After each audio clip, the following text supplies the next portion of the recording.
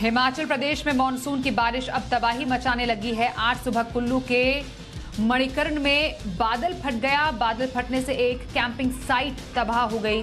हादसे में 4 लोग लापता बताए जा रहे हैं। पार्वती नदी का जलस्तर उफान पर है।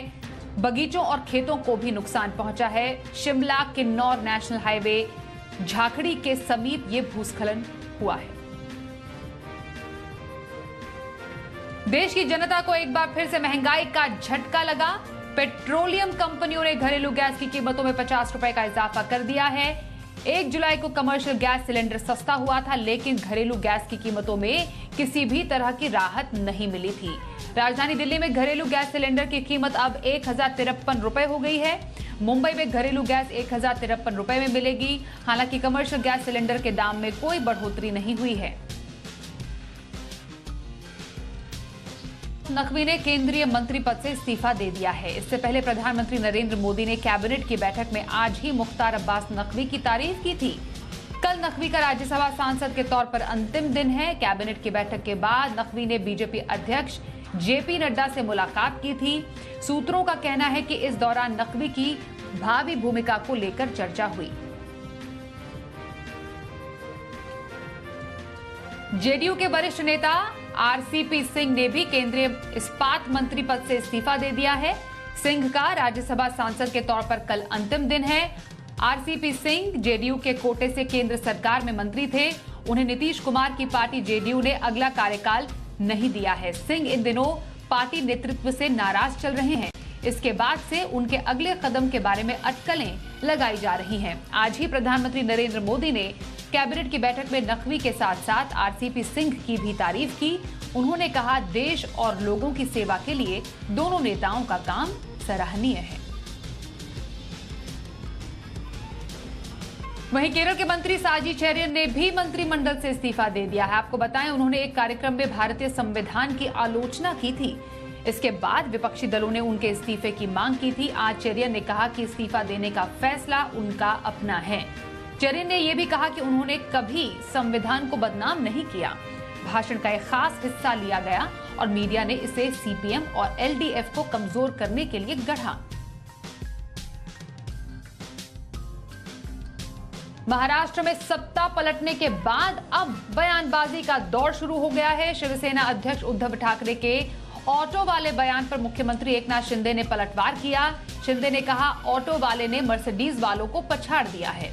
अब सरकार जाने के बाद उद्धव ने कहा था कि एक ऑटो ड्राइवर ने गाड़ी इतनी तेज चलाई जिससे ब्रेक फेल हो गया। राजनीति में आने से पहले शिंदे ऑटो ड्राइवर का काम करते थे। अब शिंदे ने कहा है कि उद्धव ठाकरे हिंदुत्व छोड़कर कांग्रेस और एनसीपी के जाल में फंस चुके हैं। शिवसेना में कार्यकर्ताओं की बात नहीं सुनी जाती थी। शिंदे ने कहा कि उनके साथ जिन विधायकों ने बगावत की है वो सभी बाला साहेब के हिंदुत्व के उत्तराधिकारी हैं।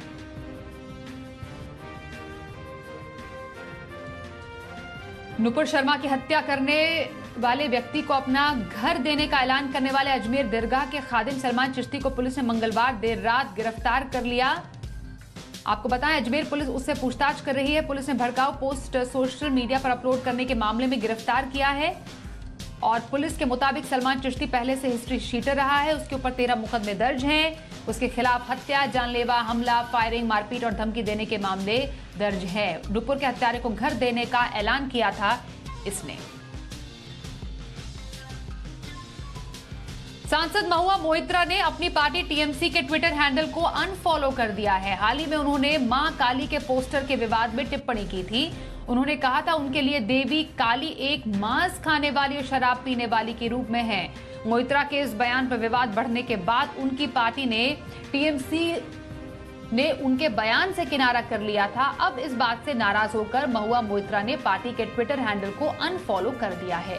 इस बीच धार्मिक भावनाओं को भड़काने के आरोप में महुआ मोइत्रा पर मध्य प्रदेश की राजधानी भोपाल में एफआईआर दर्ज करा दिया गया है। केंद्रीय स्वास्थ्य मंत्रालय ने 18 साल से ऊपर के लोगों के लिए कोरोना वैक्सीन के बूस्टर डोज के अंतर को 9 महीने से घटाकर 6 महीने कर दिया है। मंत्रालय की ओर से जारी नोटिस में कहा गया कि ग्लोबल लेवल पर मिले साक्ष्यों के मुताबिक एनटीएजीआई की स्टैंडिंग टेक्निकल सब कमेटी ने अपनी सिफारिश में पहले की सलाह में बदलाव किया है। नई एडवाइजरी के मुताबिक एसटीएससी ने कोरोना की बूस्टर डोज या फिर प्रिकॉशनरी डोज के बीच के गैप को 6 महीने या फिर 26 सप्ताह माना है। यानी यदि आज किसी ने वैक्सीन की दूसरी डोज लगवाई है तो 8 से 6 महीने पूरा होने के दिन वो बूस्टर डोज लगवा सकेंगे।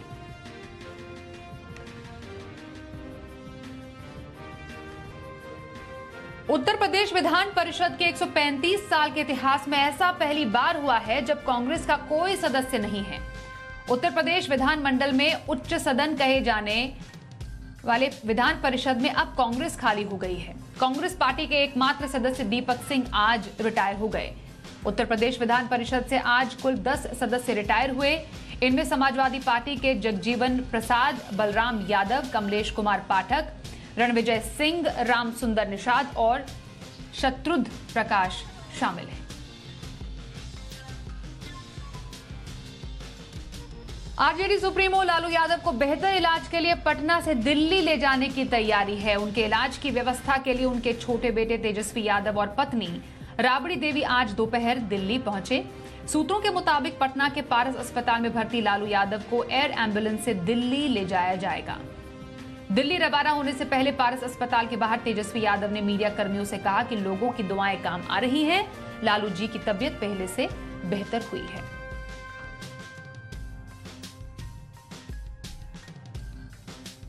और आइए अब देखते हैं आज की कवर स्टोरीज।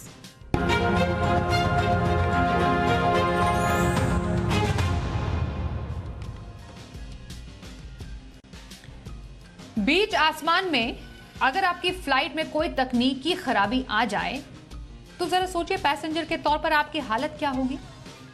बीच उड़ान के दौरान फ्लाइट में तकनीकी दिक्कतों के मामले में स्पाइस जेट सबसे टॉप पर है। स्पाइस जेट की फ्लाइट्स में तकनीकी दिक्कतें आने की बात अब आम सी हो गई है। आपको सुनकर हैरानी होगी कि महज 18 दिनों के भीतर 8 बार स्पाइस जेट की फ्लाइट्स की इमरजेंसी लैंडिंग करानी पड़ी, क्योंकि उनमें किसी न किसी तरह की तकनीकी दिक्कतें आ गई थी। स्पाइस जेट की फ्लाइट में तकनीकी दिक्कतों का यह सिलसिला दरअसल शुरू हुआ 19 जून से। सबसे पहले 19 जून को एक ही दिन में स्पाइस जेट के 2 विमानों की इमरजेंसी लैंडिंग कराई गई थी। 19 जून को पटना हवाई अड्डे से उड़ान भरने के तुरंत बाद दिल्ली जा रहे विमान में आग लग गई, जिसके बाद उसकी इमरजेंसी लैंडिंग कराई गई। विमान में इस दौरान 185 से ज्यादा यात्री सवार थे। इस पर एयरलाइंस ने सफाई दी कि इंजन के पंखे से पक्षी के टकराने की वजह से ब्लेड को नुकसान पहुंचा। फिर 19 जून को ही जबलपुर जा रही एक फ्लाइट को केबिन में दबाव की समस्या के चलते दिल्ली लौटना पड़ा था। विमान में उस समय क्रू मेंबर समेत 82 यात्री सवार थे। वहीं 24 जून को कोलकाता से गुवाहाटी जा रही स्पाइस जेट की फ्लाइट को उस वक्त वापस मोड़ना पड़ा जब रोटेशन पर टेक ऑफ जारी था। फिर 25 जून को भी ऐसा ही एक वाकया सामने आया। इस दिन पटना एयरपोर्ट से गुवाहाटी के लिए उड़ान भरने को तैयार स्पाइस जेट के विमान में खराबी आ गई और उसे ग्राउंड करना पड़ा। 2 जुलाई को दिल्ली से गुवाहाटी जा रही फ्लाइट को तकनीकी खराबी की वजह से वापस लौटना पड़ा। वहीं 5 जुलाई को दिल्ली से दुबई जा रही स्पाइस जेट की एक फ्लाइट की कराची में इमरजेंसी लैंडिंग कराई गई। फ्यूल इंडिकेशन में खराबी की वजह से ऐसा करना पड़ा। और इसी दिन स्पाइस जेट की एक फ्लाइट की विंडशील्ड में उस वक्त दरार आ गई जब वो 23,000 फीट की ऊंचाई पर थी। हालांकि पायलटों ने मुंबई के एयरपोर्ट पर विमान की सुरक्षा लैंडिंग करा दी और 5 जुलाई को ही स्पाइस जेट के एक मालवाहक विमान में खराबी आ गई। चीन जा रहे इस विमान को खराबी की वजह से वापस कोलकाता लाया गया। 5 जुलाई को ही गो एयर की एक फ्लाइट में कुछ तकनीकी दिक्कतें आई, जिसकी वजह से पायलट ने फ्लाइट को पटना एयरपोर्ट पर लैंड करने से इनकार कर दिया और फ्लाइट को वापस दिल्ली लेकर चला गया। स्पाइस जेट की फ्लाइट में लगातार आ रही तकनीकी दिक्कतों को लेकर रेगुलेटरी बॉडी डीजीसीए ने अब सख्त रवैया अपनाया है और स्पाइस जेट को नोटिस जारी किया है। डीजीसीए ने स्पाइस जेट से लगातार आ रही टेक्निकल दिक्कतों, विमानों की वापसी और इमरजेंसी लैंडिंग को लेकर जवाब मांगा है। बॉडी ने स्पाइस जेट से खराब इंटरनल सेफ्टी और मेंटेनेंस के कारण पूछे हैं। डीजीसीए ने सेफ्टी मानकों की अनदेखी और विमानों के रखरखाव पर भी सवाल उठाए। डीजीसीए ने अपने ऑडिट में यह भी पाया कि लंबे समय से वेंडर को पेमेंट नहीं होने की वजह से स्पेयर पार्ट्स की कमी हुई है। डीजीसीए ने स्पाइस जेट मैनेजमेंट को 3 हफ्ते में अब जवाब दाखिल करने को कहा है। कुल मिलाकर स्पाइसजेट सुरक्षित और जिम्मेदार होने के पॉइंट्स को पूरा नहीं कर पाई है। भले ही तकनीकी दिक्कतों से फ्लाइट ऑपरेशन में दिक्कत के मामले में स्पाइसजेट टॉप पर है, लेकिन दूसरी कई एयरलाइंस भी इस लिस्ट में शामिल हैं। आपको बताएं, साल की शुरुआत से 5 जुलाई 2022 तक का अगर हम डाटा देखें तो कुल 21 एयरक्राफ्ट में तकनीकी दिक्कतें आई हैं। इन फ्लाइट्स में तकनीकी दिक्कतों की वजह से 2000 यात्रियों की जान हवा में अटक गई। इनमें से 10 घटनाएं तो बीते 30 दिनों के भीतर ही सामने आई हैं। 21 घटनाओं में से 12 स्पाइसजेट, 3 इंडिगो, एयर एशिया और एयर इंडिया के साथ 2 घटनाएं और विस्तारा और गो एयर के साथ 1-1 घटनाएं रिपोर्ट हुई हैं। तकनीकी दिक्कतों से जूझ रही स्पाइसजेट के एमडी अजय सिंह ने अब कहा है कि उनकी एयरलाइन 15 सालों से सुरक्षित हवाई सफर प्रदान कर रही हैं। उन्होंने कहा, फ्लाइट में तकनीकी दिक्कतें आना तो आम बात है, लेकिन सवाल यह है, क्या इन दिक्कतों को नजरअंदाज करना सही है? इन टेक्निकल दिक्कतों को रोकने के लिए एयरलाइंस क्या कर रही हैं? आखिर क्यों एयरलाइंस की लापरवाही से आम यात्रियों की सांसें हवा में अटक जाती है और इनका समाधान क्या होना चाहिए?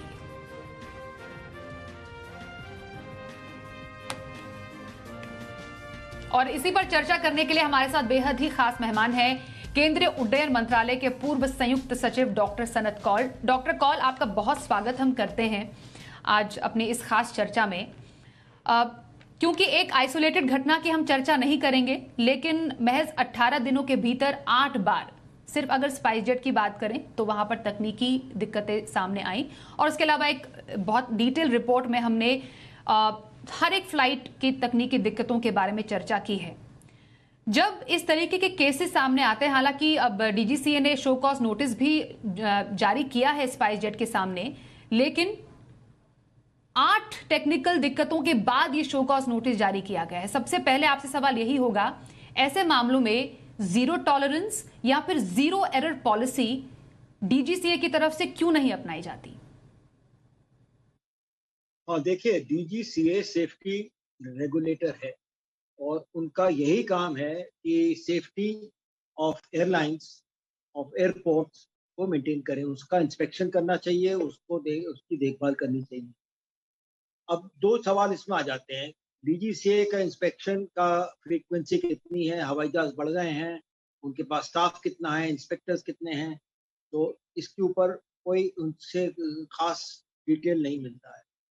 दूसरा सवाल ये है कि एयरलाइंस को अपना मेंटेनेंस करना होता है, सेफ्टी मेंटेनेंस करना होता है, जो कहलाता है लाइन मेंटेनेंस, वो करना होता है एवरी।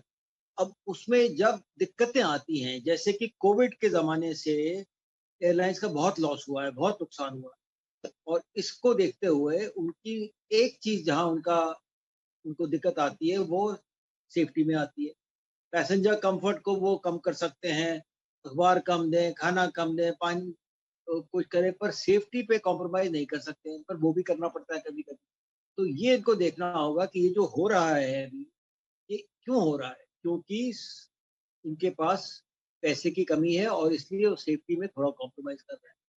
अब ये आप देख सकते हैं, चाहे स्पाइसजेट हो या और एयरलाइन हो, स्पाइसजेट का तो पुराना केस, फाइनेंशियल केस चल ही रहा है कि उनको कैश एंड कैरी में लगा दिया गया था कि वो उनको लोन देना पेट्रोलियम कंपनी ने रोक लिया था।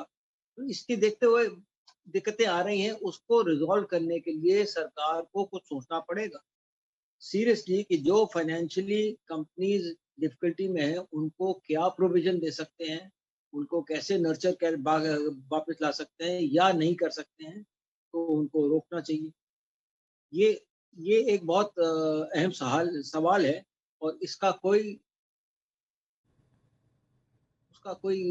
रीज़न। डॉक्टर कौल, आपने अपने जवाब में एक सवाल ही थ्रो यहाँ पर किया है कि सरकार को इसमें डेफिनेटली एक बहुत इम्पोर्टेंट काम करना है। डीजीसीए का रोल यहाँ पर होता है कि वो सेफ्टी रेगुलेशन और तमाम इसको डेफिनेटली चेक एंड बैलेंस में रखें। अब आप कह रहे हैं कि सरकार का इसमें बहुत ही इंपॉर्टेंट रोल है। वो रोल सर होना क्या चाहिए? क्योंकि आपने बहुत करीबी से इस पूरे ऑपरेशंस को देखा, आप समझते हैं वर्किंग को इसमें, क्योंकि सबसे बड़ा सवाल होता है इंसान की जान का। अगर इतने 1000 फीट की ऊंचाई पर किसी की सांसें अटकी हुई हो तो वहां पर एक बहुत ही वाजिब सवाल है, हर कोई एक आम आदमी ये सवाल पूछेगा ये सिर्फ एयरलाइन के लिए या सरकार के लिए सवाल नहीं है, पर एक आम आदमी के हिसाब से भी सवाल है, जो 185 या जितने भी यात्री उस फ्लाइट में सवार होते हैं, क्या गारंटी है कि सही सलामत वो वापस जमीन पर आएंगे? अगर इसी तरीके के टेक्निकल फॉल्ट्स पर हम सरकार के हाथ अगर तंग है या फिर डीजीसीए अपना काम ठीक से नहीं करे, अगर इस तरीके का अगर वजह दे, तो लोगों की इसमें क्या गलती है? जिम्मेदारी सर इसमें किसकी बनती है? नहीं, इसमें जिम्मेदारी दोनों की बनती है। डीजीसीए को इंस्पेक्शन करना पड़ता है, इंस्पेक्शन रिपोर्ट देनी पड़ती है और ये देखना पड़ता है कि एयरलाइन सेफ्टी मैनेजमेंट सिस्टम जो कहलाता है उसको फॉलो कर रही है या नहीं कर रही। अगर फाइनेंशियल डिफिकल्टीज हैं किसी एयरलाइन की, उसको भी देखना पड़ता है। पहले भी हो चुका है कि उनके फाइनेंशियल स्टडी करते हैं, डीजीसीए को स्टडी करना है कि प्रॉफिटेबिलिटी लॉसेस क्या क्या हैं, कैसे वो अपना सेफ्टी का जो और मेंटेनेंस बहुत इंपॉर्टेंट है। मेंटेनेंस से सेफ्टी आ जाती है। अगर मेंटेनेंस में कुछ कमी कर दी है तो उससे सेफ्टी पे इम्पैक्ट पड़ता है, तो वो सब देखना पड़ता है। तो ये इनको हर एक एयरलाइन का अलग अलग देखना पड़ता है। अब कितना देखा है कितना नहीं देखा है, ये इसका मुझे कोई अंदाज नहीं, पर ये जरूर है कि इसमें रिस्पॉन्सिबिलिटी डीजीसीए की भी है और एयरलाइन की भी है। एक सवाल और है जो आपने नहीं पूछा है, वो बर्ड हिट्स का है। बर्ड हिट्स का एक जो जवाब है वो ये है कि वो एयरपोर्ट अथॉरिटी या एयरपोर्ट्स की रिस्पॉन्सिबिलिटी है, क्योंकि एयर बर्ड्स को जो रोकना है, बर्ड्स को जो कंट्रोल करना है, वो एयरपोर्ट्स का काम। उसमें एयरलाइंस का कोई खास रोल नहीं है, ना डीजीसीए का। तो ये बर्ड हिट भी बहुत हुई है अभी, तो बर्ड हिट्स के लिए एक अलग चीज है। बट और सब चीजों के लिए, जहाँ की इंस्ट्रूमेंट फेलियर है या और कोई चीज हो रही है, स्मोक आ रहा है, ये सारा मेंटेनेंस पे है। हवाई जहाज तो सब एक से ही है, एयरबस के हैं या बोइंग के हैं या कोई एक आध और कंपनी है जिनको भी सब अच्छे हैं, उनके मेंटेनेंस कैसी हो रही है, मेंटेनेंस पे बहुत सब सारा मामला लग जाता है कि अगर मेंटेनेंस ठीक नहीं है तो हवाई जहाज की परफॉर्मेंस भी अच्छी नहीं होगी। तो लाइन मेंटेनेंस बहुत इंपॉर्टेंट है और उसके लिए ग्राउंड इंजीनियर्स और कितने रखे हैं, कैसे हो रहा है, कौन कौन चेक कर रहा है, और डीजीसीए ने कितना चेक किया है, उनके पास स्टाफ है या नहीं है, स्टाफ कमी है उनके पास। एयरलाइन के नंबर बढ़ते जाते हैं और सर, लेकिन डीजीसीए का डीजीसीए स्टाफ आप कह घटते रहे जाता है। हैं कि उनके पास स्टाफ की कमी होने के चलते अगर इस तरीके की दिक्कतें आ रही हैं, तो एक तो इस कमी को दूर किया जाना चाहिए। ऑलरेडी जैसे आपने भी कोट किया था सर कि यहाँ पर ऑलरेडी डीजीसीए ने जो स्टेटमेंट कैरी किया था, स्पेशली अगर हम स्पाइस जेट के मामले में बोले सितंबर 2021 में, कि क्योंकि जैसा आपने बताया कि airline is operating on cash and carry method और उनके पास पर्याप्त नहीं है फंड्स जो वेंडर्स है उनको रेगुलर बेसिस पर पेमेंट देने की, क्योंकि ऑलरेडी ये मैटर डीजीसी को मालूम है, उसके बाद इस तरीके की दिक्कतें आती हैं। और क्योंकि मैंने शुरुआत में ही बोला, क्यों नहीं इस तरीके के केसेस में zero tolerance zero error policy अपनाई जाती है? क्या ऐसी किसी केस में अगर बहुत सारी टेक्निकल दिक्कतें आती है, एयरलाइन को ग्राउंड करना सही है? वो एक बहुत सख्त कदम रहेगा। नहीं, ग्राउंड करना सही है और उसका डिसीजन तो डीजीसीए लेगा। उसमें डिसाइड कौन करेगा, उसको कौन देखेगा, वो तो डीजीसीए का डिसीजन। तो मैं इस पे कोई अपनी टिप्पणी नहीं कर सकता हूँ कि क्या पोजीशन है, कि कौन सी एयरलाइन को कितनी खराब है, कितनी फाइनेंशियल डिफिकल्टी है, एंड क्यों ग्राउंड किया जाए। पर ये करना भी जरूरी है कि डीजीसीए को पूरा ऑडिट करे, समझ जाए और उसके बाद डिसाइड करे क्या करे। एक चीज और कह सकता हूँ मैं कि कोविड के 2 साल में एयरलाइंस का बहुत घाटा हुआ, सरकार की तरफ से कोई मदद नहीं मिली। अगर आपको इतना सेंसिटिव सेक्टर को चलाना है और आप चाहते हो कि प्राइवेट एयरलाइन चलाएं और उनको कोई फंडिंग नहीं होगी, तो ये अब एक इसका इलाज, इसका इसका रिजल्ट तो यही होगा जो हो रहा है कि कंपनी चला रही हैं, पर उनको जब पैसा उनके पास, उनका घाटा चल रहा है, उनके पास इतने डीप पॉकेट्स नहीं है, वो मेंटेनेंस में कट करते हैं। तो इसको पूरा स्टडी करना चाहिए। पर आपका कहना ठीक है कि हादसा होने से पहले रोको, ये तो है ही। और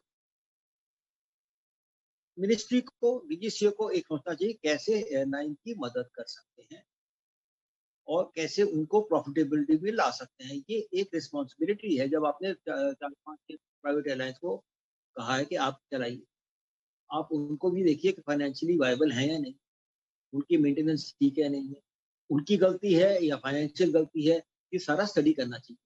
अभी तक कोई पब्लिक डोमेन में ऐसी कोई स्टडी नहीं निकली है, ना कोई पता चल रहा है कि क्यों ये हो रहा है। इसको देखना बहुत ज़रूरी है सरकार को और देख के बताए कि भाई क्या हो रहा है, ये क्यों हो रहे हैं ये हादसे। कैसे तय किया जाए? ये तो मीडिया से हो सकता है, तो सरकार को तो अपने आप ही डिसाइड करना है, वो तो उनका काम ही है। अब उसमें इधर कोई पैसेंजर का ग्रुप कोर्ट में जाए, कुछ करे, उसको छोटे, उसके अलावा पैसेंजर के पास क्या इसमें है। ये तो डीजीसीए की रिस्पॉन्सिबिलिटी है और मिनिस्ट्री की रिस्पॉन्सिबिलिटी है कि एयरलाइन जो चले वो सेफली चले, उनके मेंटेनेंस ठीक हो, उनका उनके पास पैसे की वजह से वो सेफ्टी को कॉम्प्रोमाइज ना करें। तो ये तो रिस्पॉन्सिबिलिटी मिनिस्ट्री है, डीजीसी है। और अब गवर्नमेंट इसमें क्या मदद कर सकती है सर? क्योंकि आपने बहुत सारे इश्यूज यहाँ पर गिनाए हैं, गवर्नमेंट इसमें क्या मदद कर सकती है? अगर चाहती है, मतलब जो टैक्स लगाया हुआ है फ्यूल पे और एयरपोर्ट पे, उसको कुछ उसमें थोड़ा बहुत कम कर सकती है, एटलीस्ट 1-2 साल के लिए कम कर सकती है, जिससे कि उनका जो टैक्स एयरलाइंस पे लग रहा है वो थोड़ा कम हो जाए। और बहुत तरह की सोच है, उसमें सोच के कर सकती है, मदद करना चाहे तो कर सकती है, पर इसमें गवर्नमेंट का थोड़ा सा घाटा भी हो सकता है। और ये भी है कि अगर जिस तरह एयरलाइन का ट्रैफिक बढ़ रहा है, अगर आप कुछ कम करिए, उसका पैसेंजर्स और आएंगे और आपका घाटा, वो मेरे ख्याल में जो होना है वो पूरा घाटा नहीं होगा, और शायद ज्यादा ही टैक्स रेवेन्यू आ जाए अगर आप रेट्स कम करें। पर उस पर कोई खास सोच नहीं है। एक जो चल रहा है कि भाई एयरलाइन लग्जरी है, इसलिए उसमें हेवी टैक्स लगाओ, तरह तरह के टैक्सेस एंड सेस लगी हुई हैं, उनको स्टडी कर सकते हैं और करें कि भाई थोड़ा कम करो, जो कि रेलवेज में नहीं है, जो कि रोड ट्रांसपोर्ट में नहीं है। एयरलाइन में सबसे ज्यादा टैक्स है और पैसेंजर्स के ऊपर सबसे ज्यादा है थ्रू एयरलाइंस, तो उसको स्टडी कर सकते हैं, उसमें कोई दिक्कत नहीं। और उसमें कोई टेम्पररी या परमानेंट रिलीफ दे सकते हैं। वो तो आई थिंक रहता है कि एटीएफ जो है, एयर टरबाइन फ्यूल, उस पर बहुत ज्यादा टैक्सेशन अब तो सालों से चल रहा है। फिर उसका आता है कि उसको जीएसटी में लाओ, नहीं लाओ, पर ये जब तक ये कोई रिजॉल्व नहीं होगा, तो जब तक कोई हादसा नहीं हो, तो शायद मेरे ख्याल में उसके बाद ही शायद रिजल्ट होगा इसका। अभी तक तो कुछ लग नहीं रहा कि इसमें सर कुछ बिल्कुल सर, हम तो यही कह रहे हैं कि हम हादसा होने का इंतजार ही क्यों कर रहे हैं? मतलब हम क्या ये चाह रहे हैं कि कोई हादसा हो और उसके बाद सरकार और डीजीसीए कोई कदम उठाए? इसका जवाब तो मैं नहीं दे सकती। इसका जवाब तो सरकार को ही देना चाहिए कि क्यों इतना एयरलाइन की जो फाइनेंशियल स्टेटस है उसको देखिए और उस पर सोचिए, और ये भी देखिए कि अगर टैक्सेस कम करें तो आपका घाटा होगा या फिर आपका शायद घाटा नहीं हो, कि पैसेंजर ज्यादा बढ़ेंगे। ये देखिए जैसे कि रेलवेज, तो रेलवेज में 2 टियर जो यात्री हैं, वो जैसे ही एयरलाइन का दाम, टिकट का दाम गिरता है, वो एयर ट्रैवल करते हैं, हवाई जहाज में ट्रैवल करने लगते हैं। तो इसको जरा इसकी पैरिटी देखनी चाहिए। एयरलाइन से ट्रैवल करना ज्यादा एफिशिएंट है। जो आपको 12 या 24 घंटे में ट्रैवल होता है, वो 2-3 घंटे में हो जाता है। इसका इम्प्रूव होता है। तो एयर ट्रैवल को और तकनीकी रूप से स्ट्रांग और एफिशिएंट बनाने की जरूरत है। डॉक्टर सनत कौल, आप हमारे साथ जुड़े इस खास चर्चा में और अपने व्यू पॉइंट्स रखे, आपका बहुत धन्यवाद। यहाँ पर हम करेंगे तो ये तो रही हमारी पहली कवर स्टोरी जिस पर हमने बात की है सेफ एयर ट्रैवल की, और क्योंकि बहुत सारे केसेस यहाँ पर सामने आए और खासतौर पर स्पाइस जेट में जो पिछले कई दिनों में 8 टेक्निकल दिक्कतें सामने आई है, सरकार को अपनी ड्यूटी करनी है, डीजीसीए को क्या कदम उठाने हैं, उस पर डॉक्टर सनत कौल ने अपने विचार सामने रखे। आगे बढ़ते हैं अगली खबर की ओर। अच्छी ड्राइविंग से न सिर्फ आप खुद को बल्कि दूसरों को भी सड़क दुर्घटनाओं से सुरक्षित रखते हैं, लेकिन अब अच्छी ड्राइविंग करने का एक और रिवॉर्ड आपको मिलेगा। अब अच्छी ड्राइविंग करने पर मोटर इंश्योरेंस के लिए आपको कम प्रीमियम देना होगा। इंश्योरेंस रेगुलेटर IRDAI ने एक बड़ा ऐलान किया है। इस ऐलान के मुताबिक क्या है आपको बताएं, आपके गाड़ी चलाने के तरीके से भी आपका प्रीमियम तय होगा, यानी अच्छी ड्राइविंग करने वालों को कम प्रीमियम देना होगा, तो वहीं खराब ड्राइविंग के लिए ज्यादा प्रीमियम तय होगा। इसके अलावा अगर आपके घर में एक से ज्यादा गाड़ी है तो सिर्फ एक ही बीमा आपके लिए काफी होगा।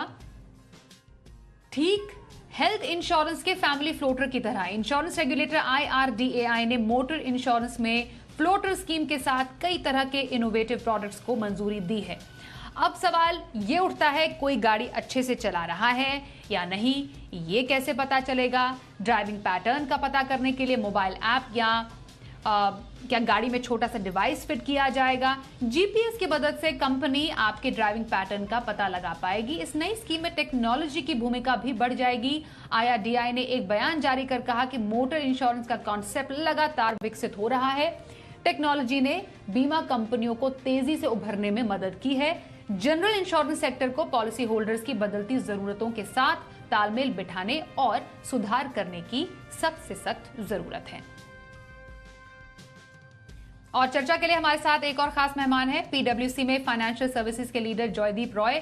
जॉयदीप जी, बहुत स्वागत हम करते हैं आपका अपने इस खास चर्चा में। जिस तरीके से इनोवेशन की हम बात कर रहे हैं, खास तौर पर इंश्योरेंस में, और इसके अलावा जैसे आप ड्राइव करेंगे उस पैटर्न के हिसाब से आपका इंश्योरेंस तय होगा, और फैमिली फ्लोटर जैसा हेल्थ इंश्योरेंस में होता है उसके हिसाब से एक से ज्यादा गाड़ियों के लिए एक इंश्योरेंस भी आप ले सकते हैं। मैं आपसे ये जानना चाहती हूँ कि इंश्योरेंस पे इतना बड़ा इनोवेशन तो है, लेकिन जब उसमें इंफ्रास्ट्रक्चर ऐड करने की बात आती है, कुछ वैल्यू ऐड करने की बात आती है, तो डेफिनेटली इसमें लागत भी बढ़ती है।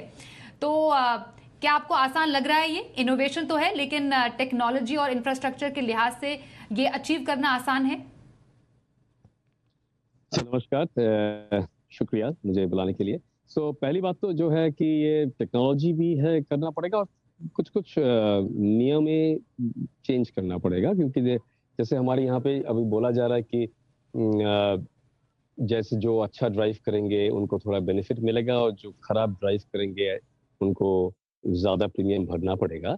उसके लिए एक चीज़ को चेंज करना पड़ेगा, जो कि पहले प्रीमियम दे या बाद में प्रीमियम। अभी हमारे जो लॉ है वो है पहले प्रीमियम देना पड़ता है। तो पहले अगर आप प्रीमियम दे ही देते हैं पूरी तरह पूरे साल का, और कुछ कुछ कुछ पॉलिसियां जहाँ पे 2 साल का 3 साल का, तो उसमें क्या है, आपको देन कोई रिवॉर्ड कैसे मिलेगा, या कोई बोनस मैलस में जैसे कुछ बोलते हैं कि कुछ खराब ड्राइविंग का ज़्यादा, तो इसीलिए वो कुछ लॉज एंड रेगुलेशंस को भी इनेबलिंग करना है। और टेक्नोलॉजी जो है, टेक्नोलॉजी की कोई प्रॉब्लम नहीं है। टेक्नोलॉजी इसमें 2 तरीके का टेक्नोलॉजी है। एक तो इंश्योरेंस कंपनी के अंदर कैलकुलेट करने के लिए एक कैलकुलेशन इंजन, जो वो आर्टिफिशियल इंटेलिजेंस हो सकता है, रूल बेस्ड भी हो सकता है, उसकी तो कोई कमी नहीं है। गाड़ी में गाड़ी का जो चलाने का तरीका और गाड़ी का जो जहाँ से जा रहा है उसका मैपिंग, वो जीपीएस और ऑनबोर्ड कंप्यूटर की तरह साथ एक्सेलरोमीटर डाल के करने का जो टेक्नोलॉजी है, वो दुनिया के हर जगह मौजूद है। यहाँ पे भी बहुत सारे स्टार्टअप्स हैं जो वो अलग से बेचते हैं। कुछ कुछ कार अभी है जिसमें वो इनबिल्ट आ रही है, अभी ऑलरेडी ओईएम टेक्नोलॉजी गाड़ी में बिल्ट इन आ रही है, उसको सिर्फ डेटा निकालनी है, कोई बड़ी बात नहीं है। बहुत सारे जगह है दुनिया में जहाँ पे ये चलता है, यूएस में भी यही रूल है, ऐसे ही चलता है। दूसरी बात जो है कि तो एक है पे एज यू ड्राइव, पे you know how you drive, but दूसरी चीज इसमें है कि एक गाड़ी एक ड्राइवर जो है उन्हीं को चलाना है इसको करने के लिए। तो मतलब हमारे यहाँ पे क्या होता है, बहुत सारा शोफर ड्रिवन कार होता है, गाड़ी ड्राइवर चलाता है, ड्राइवर चेंज होता रहता है, फिर ड्राइवर चलाते हैं, कभी कभी संडे को जो गाड़ी ओनर है वो चलाते हैं, कभी उनके स्पाउस चलाते हैं, कभी उनके बच्चे चलाते हैं। तो उसमें जो कॉम्प्लेक्सिटी है, ये कॉम्प्लेक्सिटी सी टेक्नोलॉजी से तो इसका हल किया जा सकता है, लेकिन टेक्नोलॉजी का जो आर्किटेक्चर प्लानिंग है और कैसे इसको समझेंगे कौन ड्राइव कर रहे हैं, उनमें उनका प्राइवेसी जाए, जैसे कौन ड्राइव कर रहे हैं ये बताना भी जरूरी है ना, कि हम ड्राइव करें, कि हमारे स्पाउस ड्राइव करें, कि हमारा लड़का ड्राइव करे। ये कुछ कुछ हद तक कस्टमर्स मानेंगे नहीं, क्योंकि इसमें प्राइवेसी जाएगी कुछ। तो टेक्नोलॉजिकल चैलेंजेस आप जॉयदीप जी कह रहे हैं जो फेस हो सकता है, जिसको हम टीदिंग प्रॉब्लम कह सकते हैं, पर एक आम आदमी के लिए उनके लिए कैसे फायदे की तरह आप देख रहे हैं? बिल्कुल, मतलब एक इम्पैक्ट भी हम कह सकते हैं, क्योंकि अगर रैश ड्राइविंग करें तो बिल्कुल बिल्कुल सर, बात पूरी कीजिए। पहली बात तो है, एक चीज सीधा बोल देना चाहिए, गाड़ी के जो ओनर है, जो इसका इंश्योरेंस कस्टमर है, वो आम आदमी नहीं है। हमारे देश में कार ओनर जितना भी छोटा, जितनी भी छोटी हो, उनके ओनर जो है उनके पास कुछ फाइनेंशियल मींस है, वो लोन भी ले आए तो इसको तो आम आदमी से कंफ्यूज ना करते हैं। आम आदमी का जो, जैसे हम लाइफ इंश्योरेंस, एक्सीडेंट इंश्योरेंस की बात करते हैं, लेट्स नॉट वरी। हमें देखना चाहिए कि उन जो गाड़ी खरीदते हैं, गाड़ी में वो ये टेक्नोलॉजी है कि नहीं। जैसे पहले गाड़ी में सीट बेल्ट नहीं होता था, या एयर बैग्स नहीं होता था, या एबीएस नहीं होता, आज सब गाड़ी में बिल्ट इन आता है। एक जमाना था गाड़ी में एसी नहीं होता था, आपको खरीदना पड़ता था, या मॉडल होता है, अभी सब गाड़ी में एसी है। ऐसे ही एक दो तीन साल में देखेंगे हर गाड़ी में ये टेक्नोलॉजी बिल्ट इन है, जीपीएस बिल्ट इन, जीपीएस सिर्फ नहीं, ये जो गाड़ी का जो डेटा फीड जो चाहिए, क्या गाड़ी कैसे चल रहा है, हार्ड ब्रेकिंग हो रहा है या टाइट कॉर्नरिंग कर रहे हैं या सडन ब्रेक कर रहे हैं या सडन एक्सेलरेशन, जो खराब ड्राइविंग का पहचान है, ये इसको मेजर करने के लिए जो टेक्नोलॉजी है वो अभी अलग से मिलता है, ऑलरेडी बाजार में मिलता है, गाड़ी में लगाना पड़ता है। लेकिन कुछ कुछ गाड़ियां हैं उसमें बिल्ट इन ऑलरेडी आ रही है और 2-3 साल में तो कोई शक नहीं कि हर गाड़ी में एसी जैसा बिल्ट इन आएगा। हाँ, लेकिन इसीलिए टेक्नोलॉजी बहुत बड़ी बात नहीं है। इंश्योरेंस कंपनी के अंदर इस टेक्नोलॉजी को एनालाइज करके प्रीमियम जो धार्य करना है उसका भी टेक्नोलॉजी थोड़ा टाइम लगेगा, समय उसको वर्कआउट करने में, बट हो जाएगा। प्रॉब्लम तो मैं आपको बोल दिया, 2 चीज है, एक लॉ, इनेबलिंग लॉ, प्रीमियम पहले अगर दे दे तो क्या फायदा, प्रीमियम बाद में देना होगा, तभी तो आएगा ना, quarterly, monthly, quarterly, after the quarter, जैसे यूएस में होता है। एक क्वार्टर जाता है जन, फिर मार्च, उसके बाद आपके पास बिल आता है इंश्योरेंस का कि आपको इस क्वार्टर में ये प्रीमियम देना पड़ेगा क्योंकि आप इतने अच्छे ड्राइविंग किए कि इतना खराब ड्राइविंग, वो लॉ चेंज करना पड़ेगा। ये लॉ है, इंश्योरेंस एक्ट में है। ये लोगों को ये डेटा शेयर करना कि मैं कहाँ, इससे क्या होगा, हर कोई कहाँ जा रहा है, कब जा रहा है, किधर पार्क कर रहे हैं, कहाँ घूम रहे हैं, सब चीज इंश्योरेंस कंपनी के पास आएगा। तो ये प्राइवेसी लॉ में कुछ ना कुछ पब्लिक इंटरेस्ट लिटिगेशन भी हो सकता है, कोई प्रॉब्लम भी कोई मान भी नहीं सकते हैं, तो ऐसा होगा। ये टीथिंग प्रॉब्लम है। एक फाइनली एक बैलेंस, एक मीन आ जाएगा जहां पे सेटल करेगा। अच्छी बात है, ये इंडस्ट्री के लिए किया जा रहा है क्योंकि एक फॉरवर्ड स्टेप है और इसके बाद insurance companies, customers, technology consultant सब मिलके इसका हल तो निकालेंगे।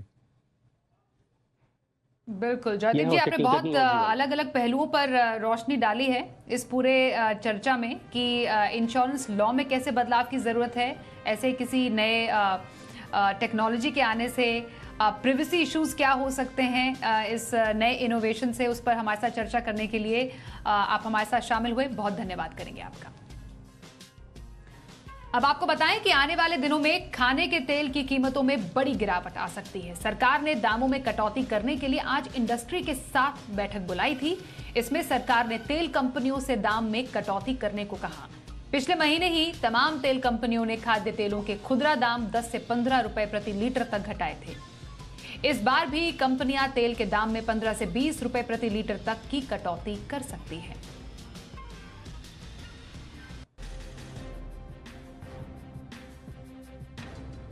वहीं देश भर में कुछ दिन पहले भी खाने के तेल की कीमतों में कमी की गई थी। ऐसे में इस कटौती का फायदा कस्टमर्स को मिला।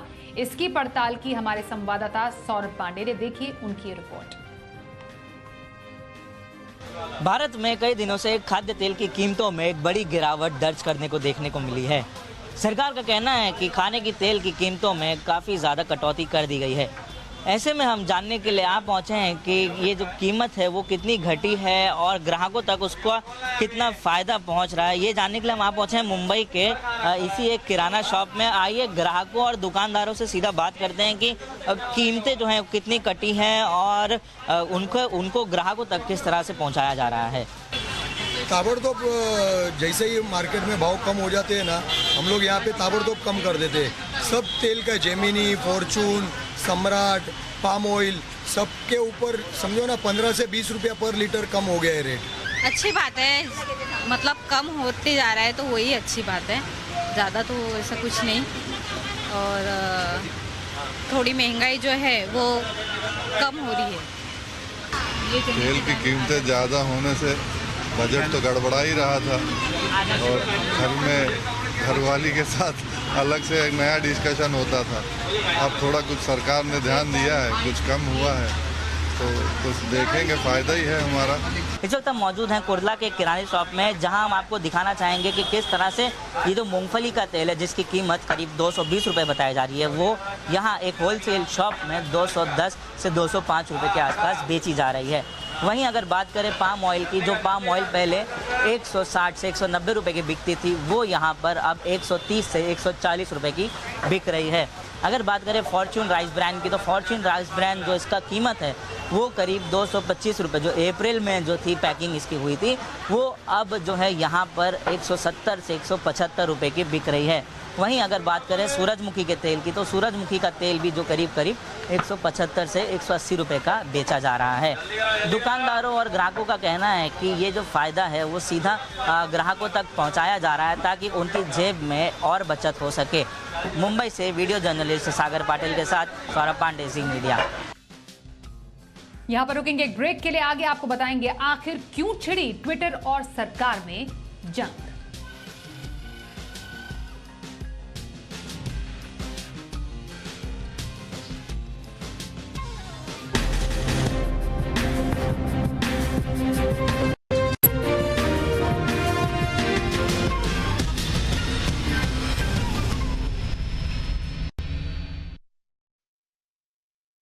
They say innovative companies start in the garage. True story. Hey, Mercedes, show me what you got. Follow me.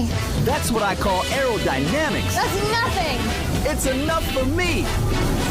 Hey, Mercedes, watch out. Those lights are pretty smart. What's that, diamonds? You are thinking small. Pixels? Think bigger. Now that's electric. Come on. It's magic. Nice garage, by the way.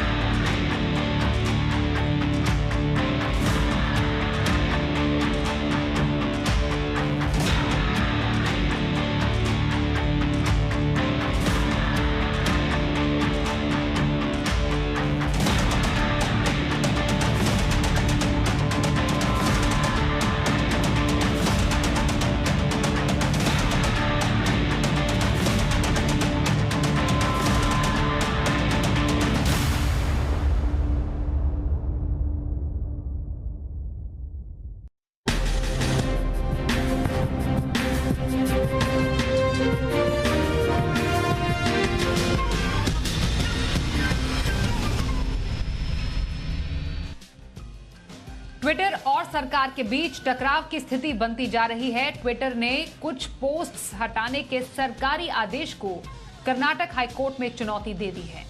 Twitter का कहना है कि ये freedom of speech के खिलाफ है।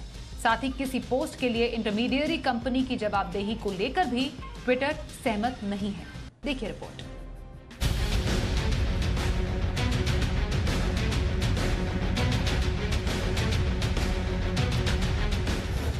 एक तरफ सरकार का सोशल मीडिया को जवाबदेह बनाने पर जोर है, तो कुछ सोशल नेटवर्किंग कंपनियां इसे अभिव्यक्ति की आजादी के लिए खतरा मान रही हैं। ताजा मामला ट्विटर से जुड़ा है। ट्विटर ने भारतीय कानूनों को मानने के लिए केंद्र की सख्ती के खिलाफ कर्नाटक हाईकोर्ट का दरवाजा खटखटाया है।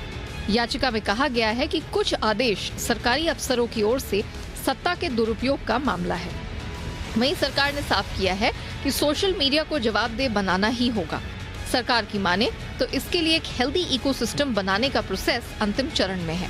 सोशल मीडिया के तौर पर ट्विटर इसलिए भी अहम है क्योंकि भारत में इसके 2.5 करोड़ यूजर्स हैं। चलिए पहले समझते हैं कि आखिर ट्विटर को सरकार के प्रस्तावित नियम कायदों को लेकर परेशानी क्या है। दरअसल ट्विटर की दलील है कि कुछ मामलों में सरकार ने लेखकों को नोटिस दिए बिना कंटेंट हटाने का आदेश दिया है। कुछ कंटेंट राजनीतिक दलों के अधिकृत अकाउंट से पोस्ट हैं। अगर ऐसे पोस्टों को हटाया गया तो ये फ्रीडम ऑफ स्पीच के खिलाफ होगा। दरअसल ट्विटर और सरकार के बीच विवाद की वजह आईटी एक्ट का सेक्शन 69A है। इस सेक्शन के तहत सरकार देश की संप्रभुता और अखंडता के अलावा देश की सुरक्षा और पड़ोसी देशों के साथ रिश्ते खराब करने वाले किसी भी ऐसे कंटेंट पर रोक लगा सकती है। सरकार का भी सोशल मीडिया को जवाबदेह बनाने को लेकर कुछ ठोस आधार है। सरकार का मानना है कि ऐसे तमाम भ्रामक और फर्जी पोस्ट सोशल मीडिया पर वायरल हो जाते हैं जिनका कोई आधार नहीं होता।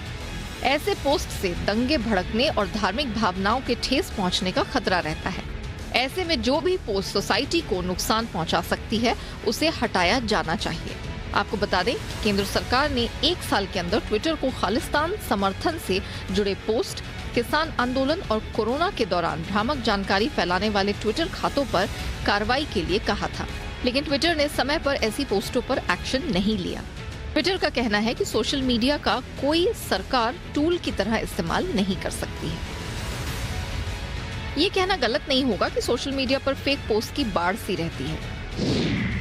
ऐसे में केंद्र सरकार ने केवल ट्विटर को ही रेडार पर नहीं लिया है, बल्कि फेसबुक और इंस्टाग्राम से भी कुछ आपत्तिजनक कंटेंट को हटाने के लिए कहा गया है, ताकि सोशल मीडिया के कचरे को साफ किया जा सके। वैसे तो हर नियम कायदे के कुछ प्रो एंड कॉन्स होते हैं, इसे कैसे लागू किया जाता है ये अहम है। ब्यूरो रिपोर्ट, जी मीडिया।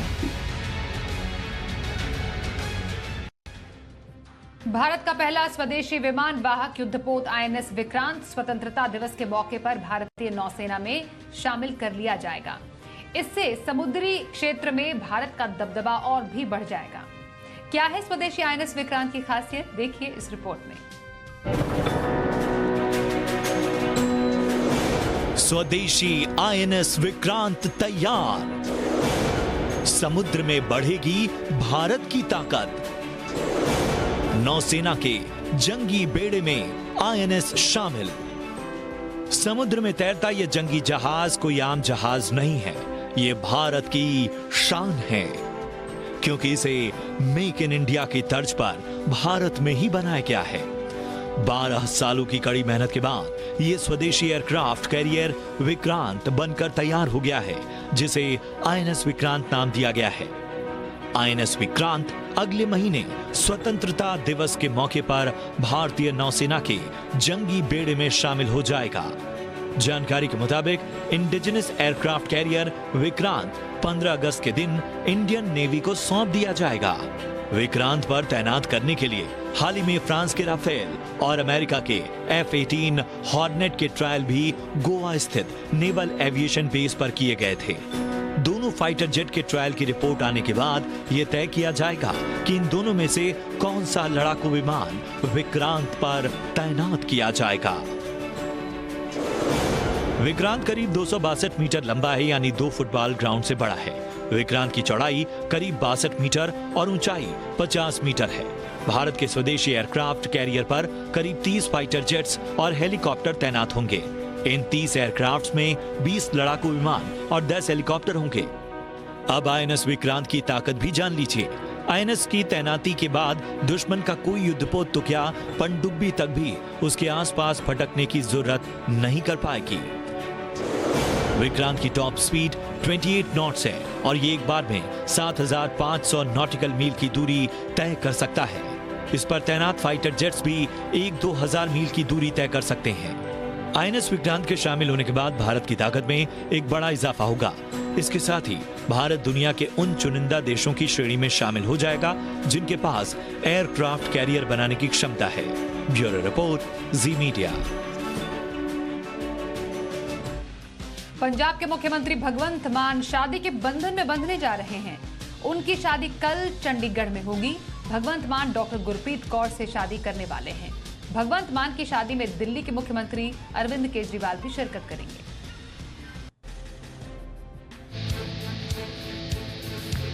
दूसरी बार दूल्हा बनेंगे भगवंत मान। पंजाब के मुख्यमंत्री करेंगे दूसरी शादी। मंडप तैयार है, सहरा तैयार है और घोड़ी चढ़ने के लिए रेडी हैं पंजाब के मुख्यमंत्री भगवंत मान। कुछ दिन पहले ही पंजाब के CM बने भगवंत मान अब जल्द ही दोबारा शादी करेंगे। भगवंत मान चंडीगढ़ में कल शादी करने जा रहे हैं। बताया गया है कि CM भगवंत मान की शादी डॉक्टर गुरप्रीत कौर से होगी। शादी का ये समारोह CM मान के आवास पर ही होगा, जिसमें दिल्ली के मुख्यमंत्री अरविंद केजरीवाल समेत कई बड़े नेता शामिल होंगे।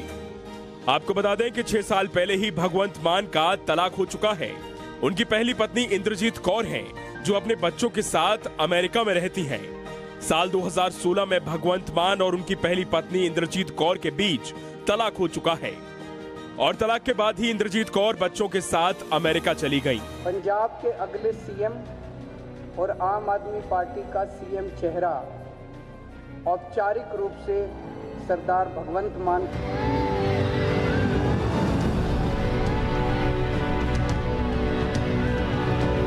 इससे पहले मार्च में विधानसभा चुनाव पूरा होने के बाद जब आम आदमी पार्टी की सरकार बनी तो दोनों बच्चे भगवंत मान के शपथ ग्रहण समारोह में शामिल भी हुए थे। मैं भगवंत मान ईश्वरी सौचुदहा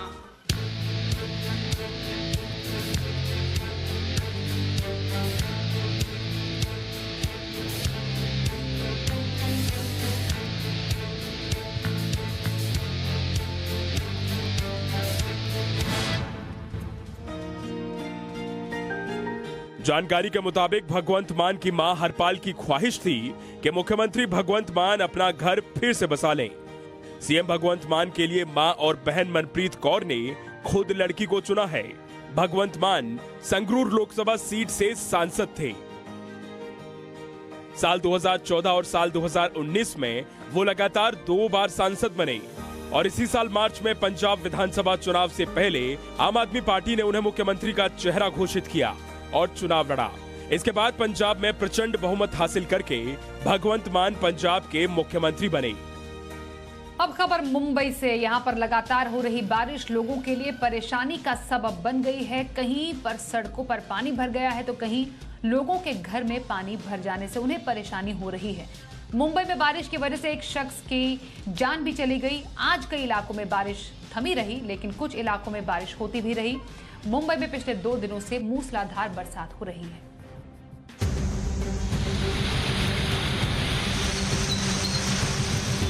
कुर्ला, बांद्रा, हिंदमाता, सायन। मुंबई में हर साल मानसून में ये तस्वीरें आम हैं। हर बार बारिश आती है और मुंबई करों के लिए आफत आती है। साल बदल जाते हैं लेकिन हालात नहीं बदलते। इस साल तो ये बारिश मौत की बारिश बन गई जब ठाणे के घोड़बंदर इलाके में एक बाइक सवार की गड्ढे की वजह से मौत हो गई। आने वाले दिन भी मुंबई करों के लिए भारी रहने वाले हैं क्योंकि मौसम विभाग ने अगले 3 दिन भारी बारिश का अलर्ट जारी किया है। मुंबई के साथ साथ पूरे महाराष्ट्र में अगले 4 दिन ऑरेंज अलर्ट जारी है। वहीं कुल्लू के मणिकरण में बादल फटने से कई लोगों की जान जाने की आशंका है तो वहीं शिमला में लैंडस्लाइड से एक की मौत की भी खबर है। उत्तरकाशी में बारिश से हाईवे बंद करना पड़ा।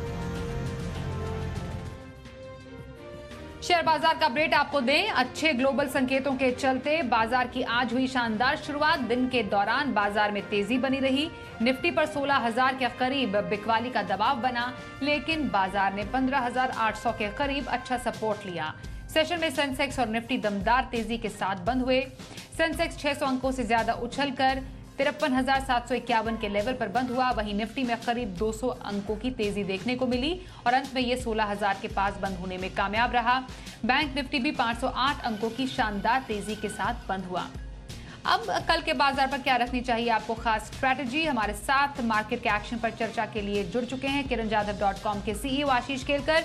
आशीष जी, स्वागत करते हैं। आज की तेजी को बाजार कल क्या सस्टेन कर पाएगा? क्या एक्सपेक्ट करें बाजार के एक्शन से? Very good evening. देखिए, मैं मानता हूँ कि आज का जो बुलिश मोमेंटम है वो कल भी जारी रहने की संभावना है। अगर हम 13 जून से अभी तक का चार्ट स्ट्रक्चर देखते हैं तो 13 जून से अभी तक 15,800 से लेकर 16,000 के बीच में ही ऑसिलेशन होता हुआ दिखाई दिया, लेकिन आज का क्लोजिंग बहुत ही बेहतरीन रहा। आज हम 16,000 के यहाँ पे बंद होते हुए दिखाई दिए। अभी कल के लिए हमें क्या करना है? देखिए, कल अगर हम 16,000 के आसपास या थोड़ा सा ऊपर भी खुलते हैं तो हमें खरीदारी करने के मौके ढूंढने चाहिए क्योंकि 16,200 का लक्ष्य चार्ट के ऊपर दिखाई दे रहा है। और अगर हम थोड़ा 16,000 के नीचे फिसलते हैं, थोड़ा वेट करना चाहिए। 15,900 के आसपास सपोर्ट लेने की बहुत ही बड़ी संभावना दिखाई दे रही है। जिस तरह के ऑप्शन डेटा प्लान्ड है, मैं मानता हूँ अगर हम नीचे खुलते हैं तो 15,900, 15,925 के आसपास खरीदारी करने का मौका ढूंढना चाहिए। वापस एक बार 16,000 और उसके ऊपर 16,200 के लक्ष्य निफ्टी में देखने को मिल सकते हैं। तो कल के लिए स्ट्रैटेजी बताने के लिए आशीष जी आपका करते हैं बहुत धन्यवाद। तो आज की शानदार तेजी के बाद कल की स्ट्रैटेजी बताते हुए kiranjadhav.com के आशीष केलकर। चलिए बढ़ते हैं आगे और कुछ और खबरों का अगर हम रुख करें तो आपको बताएं, इसमें इंटरनेशनल खबरों में ब्रिटेन की राजनीति में मचा बवंडर थमने का नाम नहीं ले रहा है। देश में कैबिनेट मंत्रियों के इस्तीफे का दौर जारी है। इस दौरान नादिम जहावी को ब्रिटेन का नया फाइनेंस मिनिस्टर बनाया गया है। उन्होंने पीएम बोरिस जॉनसन पर सवाल उठाते हुए इस्तीफा देने वाले वित्त मंत्री ऋषि सुनक का इस्तीफा लिया। सुनक के साथ स्वास्थ्य सचिव साजिद जाविद ने भी सरकार से इस्तीफा दे दिया है। एविड ने इस बात पर जोर दिया था कि ब्रिटेन को एक मजबूत और सैद्धांतिक कंजर्वेटिव पार्टी की जरूरत है।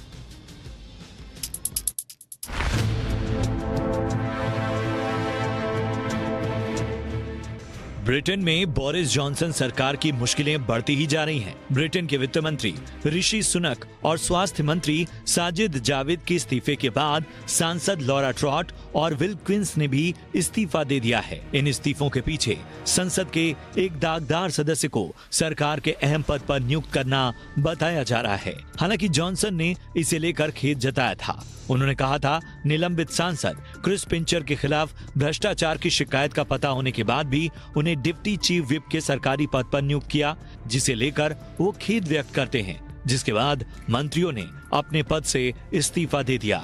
ब्रिटेन के वित्त मंत्री ऋषि सुनक ने इस्तीफा देने के बाद कहा कि कई सांसदों और जनता ने बोरिस जॉनसन की देश हित में शासन चलाने की क्षमता पर विश्वास खो दिया है। सुनक ने ट्वीट करते हुए लिखा कि जनता सरकार से ये उम्मीद रखती है कि वो सही तरीके से देश चलाएं। सुनक ने यह भी कहा कि वो सरकार का साथ छोड़ने से दुखी हैं, लेकिन अब सरकार के साथ नहीं रहा जा सकता। ब्रिटेन के स्वास्थ्य मंत्री साजिद जाविद ने इस्तीफे के दौरान पीएम बोरिस जॉनसन को एक पत्र लिखा था। साजिद ने पत्र लिखकर कहा कि जॉनसन ने उनका विश्वास खो दिया है, इसीलिए वो अपने पद से इस्तीफा दे रहे हैं। ये पूरा मामला देश के एक सांसद से जुड़ा है। सांसद क्रिस पिंचर पर नशे में लोगों के साथ गलत बर्ताव करने का आरोप लगा था।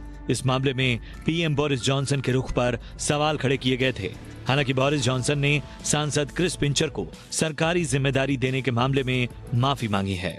ब्रिटेन में पिछले महीने सत्ता में बैठी कंजर्वेटिव पार्टी के 50 से अधिक सांसदों ने पीएम बोरिस जॉनसन से इस्तीफा मांगा था। हालांकि इस दौरान पीएम बोरिस जॉनसन विश्वास मत जीतने में सफल हुए। सदन में 211 में से 148 मत बोरिस जॉनसन के पक्ष में आए थे। पीएम बोरिस जॉनसन पर आरोप लगा था कि कोरोना महामारी में लॉकडाउन के दौरान उन्होंने पार्टी का आयोजन किया था। अचानक जॉनसन सरकार के 2 मंत्रियों के इस्तीफे के बाद अब बोरिस जॉनसन सरकार पर संकट के बादल छा गए हैं। कयास लगाए जा रहे हैं कि पीएम बोरिस जॉनसन पर इस्तीफे का दबाव बढ़ गया है। ब्यूरो रिपोर्ट, जी मीडिया। रूस और यूक्रेन के बीच जारी युद्ध का आज 133वां दिन है और यूक्रेन में आए दिन रूस नए टारगेट खोज रहा है। खार्किव को तबाह करने का इरादा ठान चुका रूस अब यूक्रेन के पूर्वी इलाके दूसरे शहरों को निशाना बनाने में लगा है। वहीं डोनबास में भी रूस के भीषण हमले जारी हैं।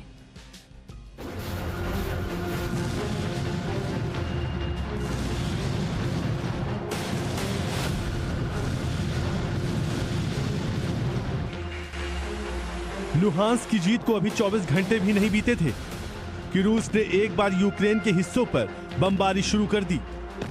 मंगलवार को रूसी सेना ने डोनबास और स्लोवियांस्क में किए गए ताजा हमलों ने जबरदस्त तबाही मचाई है। ये तस्वीरें स्लोवियांस्क की हैं। मंगलवार को यहां रूसी मिसाइलों ने तबाही मचाई। स्थानीय प्रशासन का दावा है कि पूरे इलाके पर रूस ने कम से कम 30 रॉकेट दागे और इन रॉकेटों में स्लोवियांस्क की इमारतों का क्या हाल किया है आप तस्वीरों में देख सकते हैं। स्लोवियांस्क में हुए हमलों में 2 लोगों की मौत हो गई है। 24 घंटे पहले तक पुतिन ने लुहांस्क की जीत का ऐलान किया था, लेकिन ऐसा लगता है कि पुतिन ने इस जीत का जश्न मनाने की तैयारी नहीं की और अपने अगले टारगेट की ओर निकल गए। ब्यूरो रिपोर्ट, जी मीडिया।